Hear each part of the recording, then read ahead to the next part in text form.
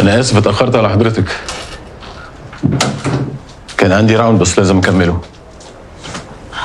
لا مفيش مشكلة خالص، وأنا مش جاية أعطلك. أنا يا دكتور جاية أطلب من حضرتك إنك تمشي البنت وتشيل يوسف من دماغك، وأنا مستعدة أقدم لك الاعتذار اللي أنت عايزه. والاعتذار ده بقى بصفتك إيه بالظبط؟ بصفتي شريكته في الشغل، ولو مش حابب ممكن تعتبرها علشان أنا اللي بدرس لمروان ابنك. معقولة؟ كل ده وأنا معرفش حضرتك؟ أنت كمان أخت مي ها؟ مظبوط. طيب علشان أثبت لك إن أنا راجل كويس، مروان ابني لما اتبرع وجاب الدواء من عندنا هنا لأختك، ده كان ممكن يدخلكوا في أسئلة كتير قوي حوالين دوافع الانتحار، لولا إن أنا تدخلت ولحقت الموقف. أنت اللي مسحت نتائج التحاليل من على سيستم المستشفى؟ مي زي بنتي، بس أنا بحكي لك القصة اللطيفة دي علشان أثبت لك حاجة، إن أنا في صفك مش ضدك. تمام، طالما حضرتك في صفي يبقى كمل جميلك، كمل جميلك وخرج البنت، واظن ان انت خلاص قرصت ودني يوسف وخدت حاجته، مفيش داعي لمشاكل اكتر من كده. أنا ما خدتش حاجة من حد، وما أعرفش بنت مين اللي بتتكلمي عليها أصلا. دكتور صلاح من فضلك لو سمحت خرج البنت ورجع ليوسف حاجته، واحنا هنعمل لك كل اللي انت عايزه. اللي أنا عايزه وطلبته ما حصلش وقت ما عوزته، فخلاص أنا حر. يعني انت حر؟ أنا قلت لطليقك نسيتي تقولي إنه طليقك. أنا طلعت على التلفزيون وقلت له إنه ما عندوش حاجة يثبتها عليا. كمان أنا عندي الكمبيوتر بتاعه بكل فضايحه، والبنت اللي هتشهد عليه.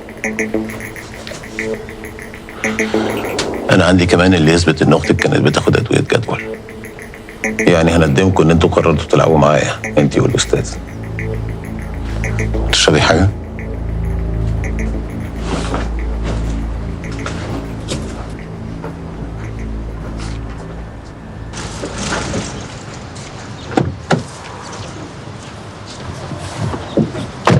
ممكن اللوكيشن المشوار التاني يا استاذه؟ ثانية هطلعه لك حالا.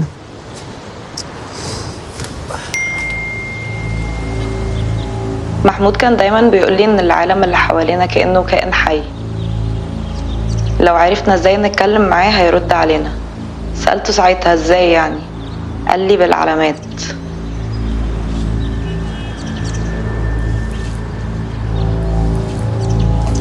ممكن معلش تستنيني دقيقتين كمان؟ اتفضل يا استاذ.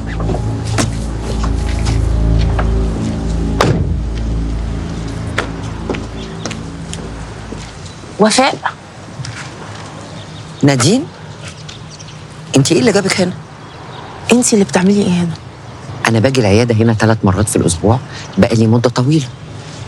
هو انت اللي قلتي لصلاح يزن على قصة الأدوية والتحاليل بتاعت مي؟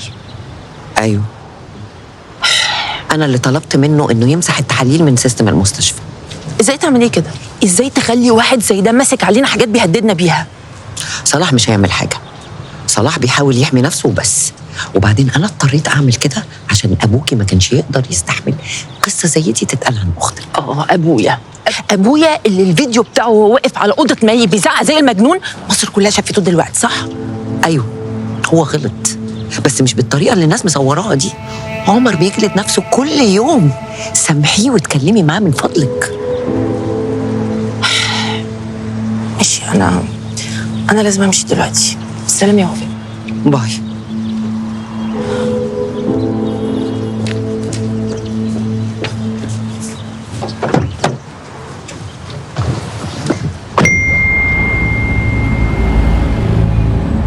اطمني، صلاح يزن مش هيعرف يعمل حاجة باللي معاه.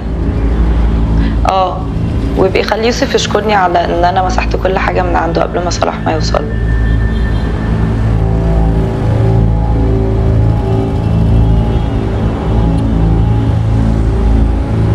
الو، هاي يا انكل، ازاي حضرتك؟ مشغول؟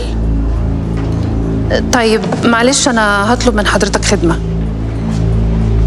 هو زي ما حضرتك تقول كده في حد بيبتزني وبيطلب فلوس كتير قوي يعني، فهل ممكن حضرتك تبعت له حد من عندك؟ لا بالراحة عليه، انا مش عايزة مشاكل. ومش عايزاه يزعل قوي برضو عشان هو معرفة قديمة. ميرسي قوي. باي.